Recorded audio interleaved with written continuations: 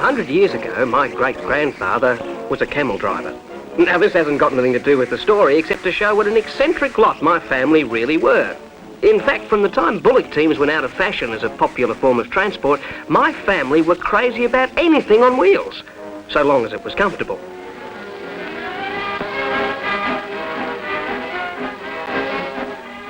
And while other people were content to develop the horseless carriage in its more conventional forms, my family had other ideas. Well, if only great-grandfather with his camels knew what an influence he'd had on family traditions. When cycling became popular, my family started off in the normal way, but eventually had to go one better. In fact, everything they did had to be different. So how could I, at the age of 2, understand the headlong rush with which events in other places would eventually catch up with it? It all began about 1856, when James Alexander Holden started a leather business in Adelaide, making harnesses, saddlery and sporting goods.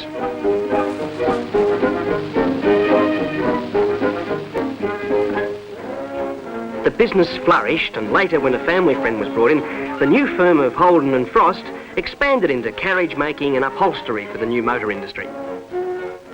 A new company was formed when the events of World War I caused an embargo on the importation of car bodies. It became one of the biggest industrial enterprises in Australia. Bodies for chassis imported by General Motors were being made exclusively by Holdens, and eventually the two companies merged to form General Motors Holdens Limited. A second plant was set up at Fisherman's Bend in Victoria, and expansion continued until the new company had captured a big slice of the Australian car market. But still, only bodies were being built.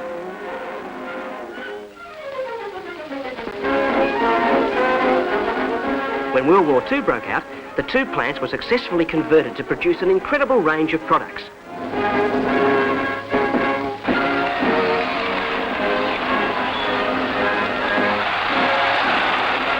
The war effort proved the potential of secondary industry in Australia, and the government threw out a challenge. It was taken up by GMH. And here was I, at 17 years of age, with a huge problem. With all that family tradition behind me, I was still walking.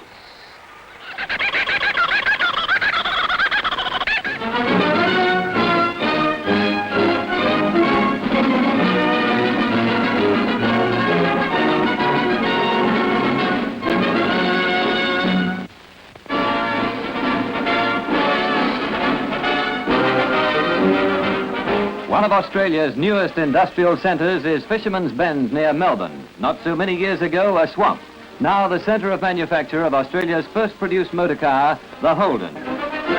Australia's Prime Minister, Mr. Chifley, is one of the first to inspect the completed model.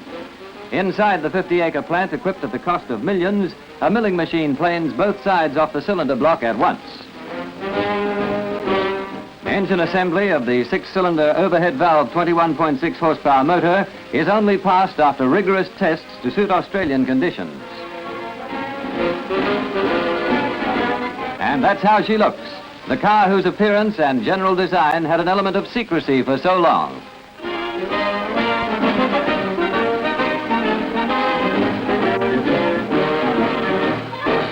Well, as it turned out, 1948 was my year too. Holden, you in my Holden, life is simply divine. All the world is fair, I'm a millionaire. On the road ahead, there's a happy sign. Holden, you in my Holden, you were meant to be mine. We will have a wedding. The same week that I bought my first car, I also appeared in my first film. Shot by a friend, of course. Troubles come, my dear, but as long as we're to travel together, we'll take them all. What a fantastic motor car. And it was built specially for Australian conditions. They called it the 48215. It took 3 years for GMH to develop it from the drawing board, and millions were spent on its development. But boy, it was worth it. And was it popular? They started off making 10 a day, but by 1951 it was up to 100.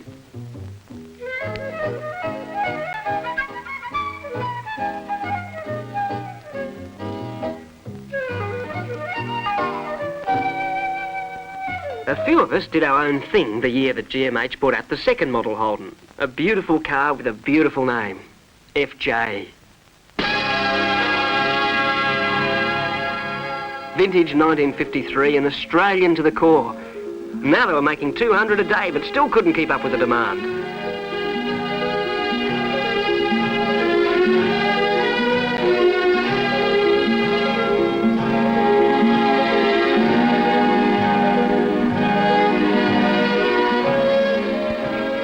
My thing that year was starring in documentary films.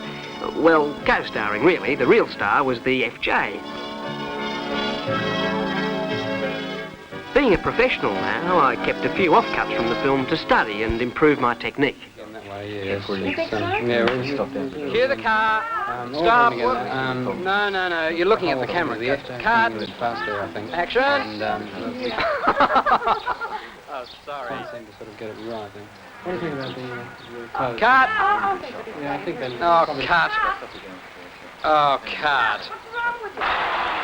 I bought an FJ for myself and entered her in the Red X Round Australia trial. Practice what you preach, that's what I say. Oh boy, what a car.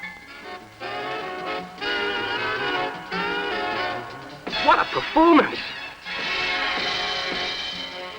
What a country.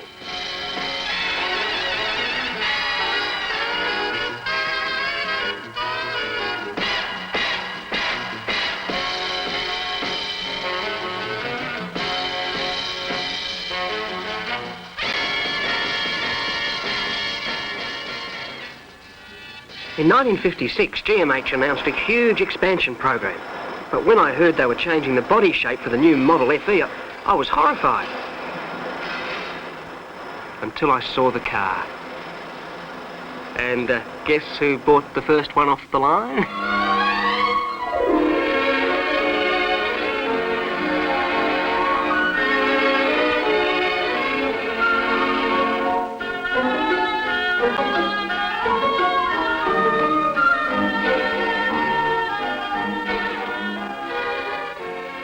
'58 was the year of the FC. Oh boy, were they keeping those models coming. The new proving ground at Lang Lang was designed to simulate all Australian road conditions. And did that put the car to the test?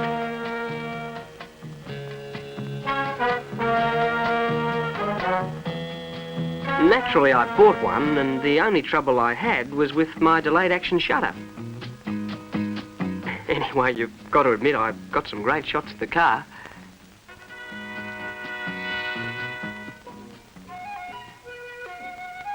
In 1960, the FB was released.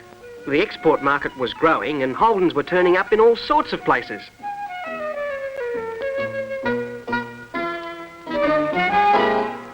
The following year saw the inauguration of John Kennedy, the EK Holden and some of the most daring feats known to the motor car industry.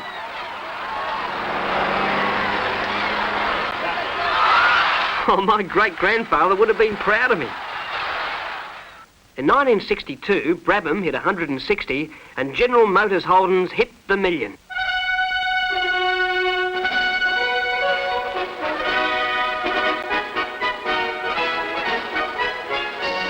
What an achievement, and in only 14 years. The new EJ Holden was being produced at the rate of 606 a day. Oh, you little beauty. Boy, I was so excited I just went out and bought the million and first Holden.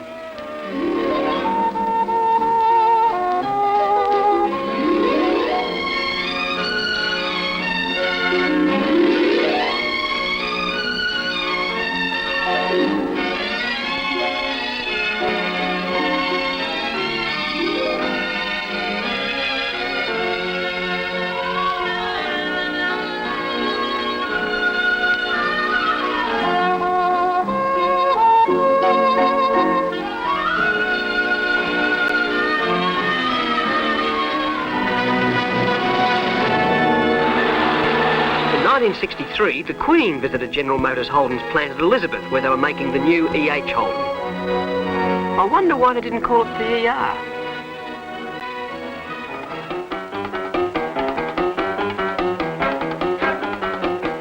That was the year I gave up stunt work. Well, there are other ways to use a car. I had a holiday in Sydney.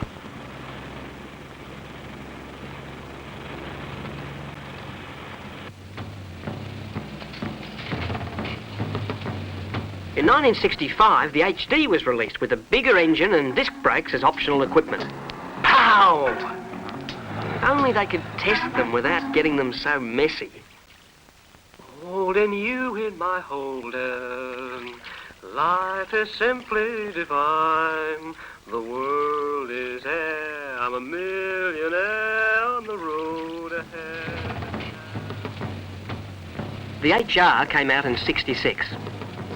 It had bigger engines and new safety features which were tested on rigs at the GMH Technical Centre.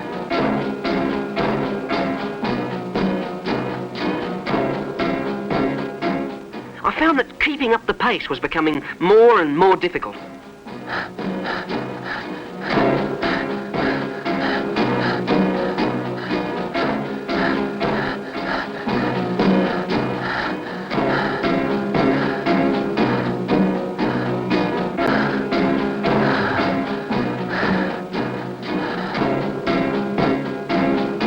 As soon as I recovered, I bought one.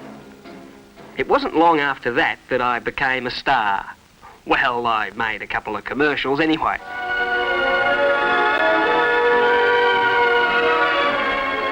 Brougham. The new Brougham. A whole new philosophy of luxury and distinction. A car for successful people who want to graduate to a luxury car while they're still young enough to enjoy it.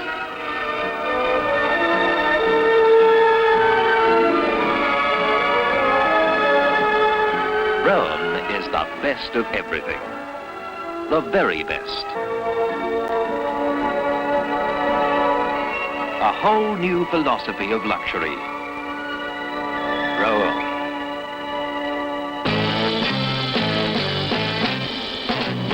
It's a shape, it's a look, it's the style that's coming up. Pow! It's Toronto, it's the feel of now.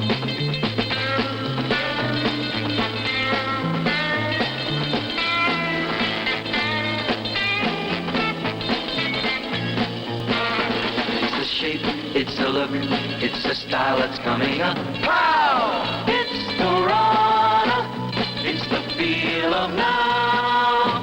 Toronto, the eye catcher. Pow!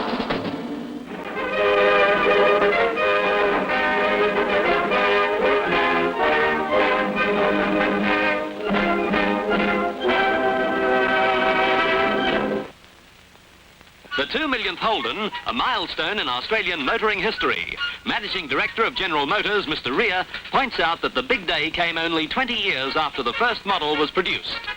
Federal Minister for Transport Ian Sinclair speaks and then drives the champagne gold Brougham off the assembly line at the Dandenong plant. In 1968, the 11th model, the HK, came out with an optional V8 engine. The same year came the first of those great Monaros.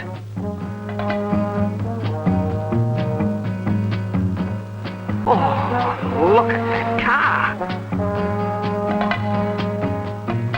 In 1969, the HT Monaro won both Bathurst and a very special place in my heart.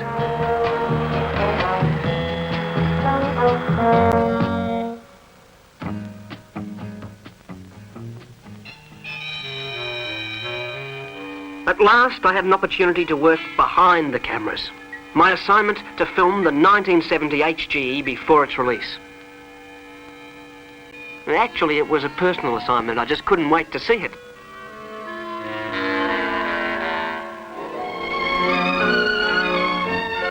So I bought the HG, my 13th Holden. Well, what's the use of money if you can't enjoy it? Perhaps I was a bit too old for the sporty little GTR Tirana when it came out, but I was too far gone on Holdens to stop now. Setting the trends, making friends, each day ends like the last. Hitting the heights, the bright lights, getting faster. Playing for kicks, gotta mix with the chicks.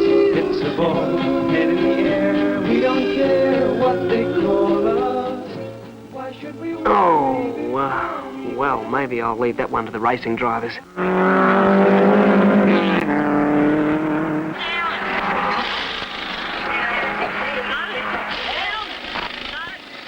I suppose you could say that GMH were always looking towards the future.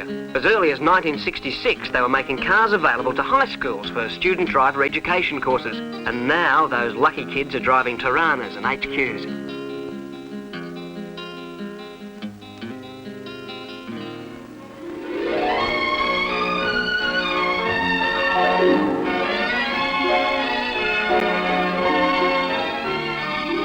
Well, I've bought every model Holden since the 48215, and I reckon that's worth a celebration. Well, it is 25 years after all. But the trouble is, and I guess it really goes back to my great-grandfather and his camels, I've never been able to part with any of them. I mean, I couldn't sell the first Holden. Why, that'd be like losing an arm. And then there's the FB and the HK and the EJ and the... Holden, you in my Holden. Life is simply sublime. I'll be holding you all life through when you're mine, oh mine. And let's face it, I've still got plenty of room out the back for more.